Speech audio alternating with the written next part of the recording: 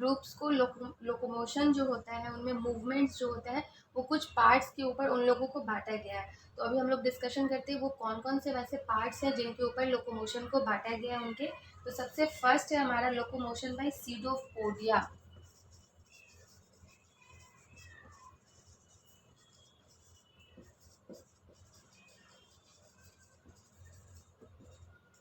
Pseudopodia मतलब होता है फॉल्स लेग। अगर मान लो कोई पैरासाइट है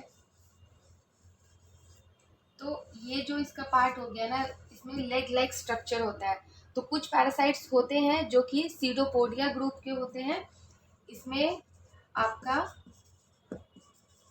राइजोपोरा जो ग्रुप है उसके सारे पैरासाइट्स में सीडोपोडिया होता है, यानी कि फॉल्स लेग लाइक स्ट्रक्चर होता है। उसमें ऐसा उनको मूवमेंट के लिए उनके बॉडी में एक लेग लाइक स्ट्रक्चर होता है जो कि उनको मूव कराने में हेल्प करता है। वैसे जिनके पास सीडोपोडिया होता है वो राइजोपोरा ग्रुप में आते हैं। और इसके एग्जाम्पल है कुछ पैरासाइट्स के, अभी आप लोग आगे पढ़ोगे। ईएच, इकोलाई, इंटरमेवा, जिंजिवाइटिस, ये सब कुछ पैरासाइट्स हैं जो आपको राइजोपोरा ग्रुप में आते हैं, जिनके पास सीडोपोडिया होता है, यानी कि फॉल्स लेग लाइक स्ट्रक्चर होता है फॉर लोकोमोशन। सेकेंड हम लोग देखते हैं लोकोमोशन बाई फ्लैजेला। फ्लैजेला एक तरह का समझ जाइए, उसमें बाहर की तरफ हेयर लाइक स्ट्रक्चर निकला हुआ रहता है जो कि उनको ईजिली मूव करने में हेल्प करता है। लोकोमोशन बाई फ्लैजेला, इसके अंदर जो ग्रुप्स आते हैं उसको हम लोग बोलते हैं मैस्टिगोफोरा। वैसे पैरासाइट जिसके पास फ्लैजेला होता है, इसका स्ट्रक्चर इस टाइप का होता है, इस टाइप के इसमें फ्लैजेला निकले होते हैं। ये फ्लैजेला ही क्या करते हैं, इनको आगे मूव करने में हेल्प कराते हैं। और इसके अंदर कुछ पैरासाइट्स के एग्जाम्पल हैं, जैसे कि लिशमैनिया। ये सारे पैरासाइट्स हम लोग एक एक करके पढ़ेंगे। जियार्डिया, ट्राइगोमोनास वेजिनलिस, ये सारे कुछ पैरासाइट्स हैं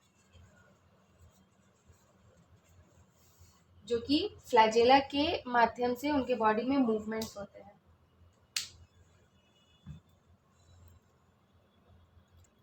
देखेंगे लोकोमोशन बाय सीलिया।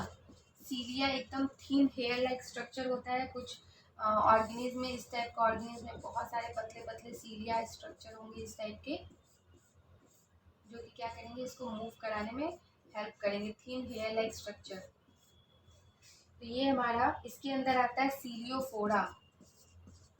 जो भी पैरासाइट्स आएंगे इसके अंदर वो सीलियोफोरा ग्रुप्स के होंगे। उनके बॉडी स्ट्रक्चर पे सीलिया, ये हेयर्स लाइक स्ट्रक्चर होगा।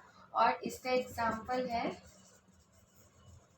प्लैंटीडियम कोलाई। ये एक पैरासाइट्स है जिसके बॉडी पे इस टाइप का स्ट्रक्चर होता है। लास्ट वैसे ऑर्गेनिज्म है, ये आपका थर्ड था। फोर्थ, नो लोकोमोटरी ऑर्गन, जिनके बॉडी पे कोई भी लोकोमोशन वाला ऑर्गन प्रेजेंट नहीं है। तो तब उन लोगों में क्या होता है, स्पोर प्रेजेंट होता है। और वैसे ऑर्गेनिज्म को हम लोग क्या बोलते हैं, स्पोरोजोआ, जिनके बॉडी पे स्पोर प्रेजेंट होता है। और इसका एग्जाम्पल है आपका, जितने भी प्लाज्मोडियम ग्रुप के स्पेसीज आएंगे उनके बॉडी में स्पोर प्रेजेंट होगा और उनका जो ग्रुप होगा स्पोरोजोआ। ये ग्रुप्स इसीलिए हम बता रहे हैं कि जब आप लोग आगे पैरासाइट्स बताएंगे उसमें फैमिली आएगा, तो फैमिली में किसी में लिखा रहेगा राइजोपोरा ग्रुप का है, किसी में लिखा रहेगा कि ये आपका मैस्टिगोफोरा ग्रुप का है। तो आप वहाँ पे ग्रुप देख के समझ जाओगे कि अच्छा इसके बॉडी पे ये ऐसा स्ट्रक्चर होगा, इसीलिए इसको इस ग्रुप में रखा गया है। तो ये हमारा था 4 लोकोमोशन के ऊपर बांटा गया ग्रुप है, जो कि क्लासिफिकेशन ऑफ मेटोजोआ है। हम लोग क्लासिफिकेशन ऑफ मेटोजोआ देखेंगे कि मेटोजोआ को 3 तरीके से बांटा गया है। तो हम लोग भी 3 कॉलम बना लेते हैं। जो इसका फर्स्ट कॉलम है उसमें होता है नेमाटोड। जो सेकेंड कॉलम है उसको हम लोग बोलेंगे सिस्टोड। और लास्ट है ट्रेमाटोड। जितने भी मल्टी सेलुलर जो ऑर्गेनिज्म है मेटोजोआ जिसको हम लोग बोलते हैं, उनको 3 पार्ट पे डिफ्रेंशिएशन किया गया है। इसका स्ट्रक्चर होता है, इनके साइज अलग अलग होते हैं। तो पहला हमारा नेमाटोड, दूसरा है सिस्टोड और तीसरा है ट्रेमाटोड। आप लास्ट में ई लगा लेना।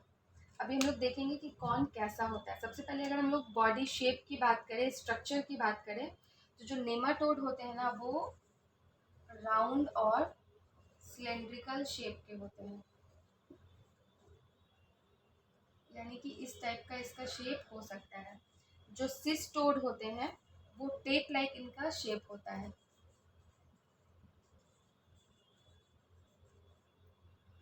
यानी कि इस टाइप का इनका शेप होता है।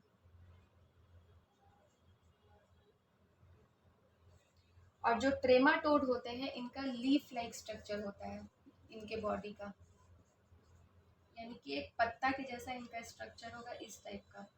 ठीक है, तो ये इनके स्ट्रक्चर, शेप स्ट्रक्चर पे आ गए हम लोग। नेक्स्ट अगर हम लोग साइज देखते हैं तो नेमाटोड जो होते हैं उनका साइज 1 सेंटीमीटर से 40 सेंटीमीटर तक होता है। सिस्टोड 5 सेंटीमीटर से लेके 5 मीटर तक होते हैं, यानी कि इनका साइज बहुत ज़्यादा भी होता है। सबसे बड़ा अगर आपको देखा जाए तो सिस्टोड का ही साइज हो सकता है 5 सेंटीमीटर से लेके 5 मीटर, यानी 500 सेंटीमीटर तक इसका साइज हो सकता है। और जो ट्रेमाटोड होते हैं उनका साइज भी ज़्यादा नहीं होता है, 2 सेंटीमीटर से 5 सेंटीमीटर तक होता है, यानी कि सबसे बड़ा हमारा सिस्टोड हो सकता है। नेक्स्ट अगर हम लोग बात करते हैं रिप्रोडक्शन की कि ये सारे कैसे रिप्रोडक्शन करते हैं, तो क्योंकि ये मल्टी सेलुलर ऑर्गेनिज्म है तो ये तीनों सेक्सुअल तरीके से ही रिप्रोडक्शन करते हैं। अब इसमें सेक्स कौन कौन सा इन्वॉल्व होता है, तो नेमाटोड में बाइसेक्सुअल होता है, यानी मेल एंड फीमेल बोथ। सिस्टोड में यूनिसेक्सुअल, कोई एक सेक्स रहेगा। और इसमें भी आपका ट्रेमाटोड में बाइसेक्सुअल ऑर्गेनिज्म प्रेजेंट होते हैं रिप्रोडक्शन में।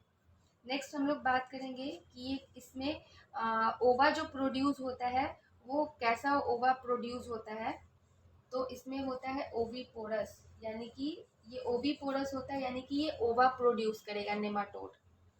नेक्स्ट है हमारा सिस्टोड, ये होता है वीवीपोरस, जो कि वीवीपोरस हो गया कि जो कि डायरेक्ट चाइल्ड को बर्थ देता हो, एक छोटा फीटस को बर्थ देता हो, वो हो गया वीवीपोरस पोरस। और या तो ये ओवा भी प्रोड्यूस कर सकता है, तो इसमें दोनों आ गया, वीवीपोरस भी ओवीपोरस भी।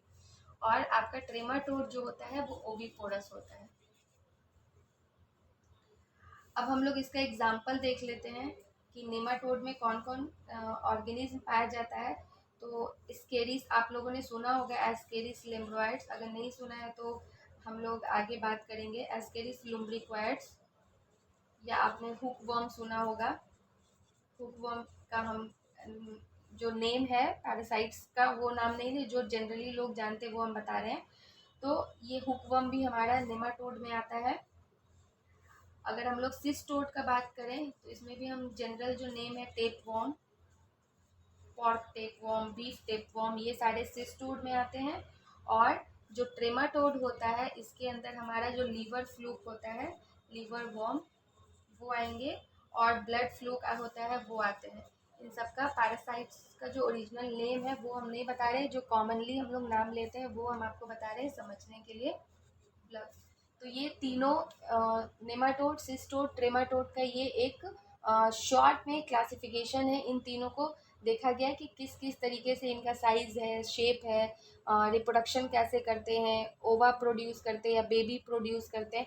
तो ये हमारा शॉर्ट में हो गया हमारा इंट्रोडक्शन ऑफ पैरासाइटोलॉजी कंप्लीट। अब हम लोग आगे बढ़ेंगे पैरासाइट्स के तरफ।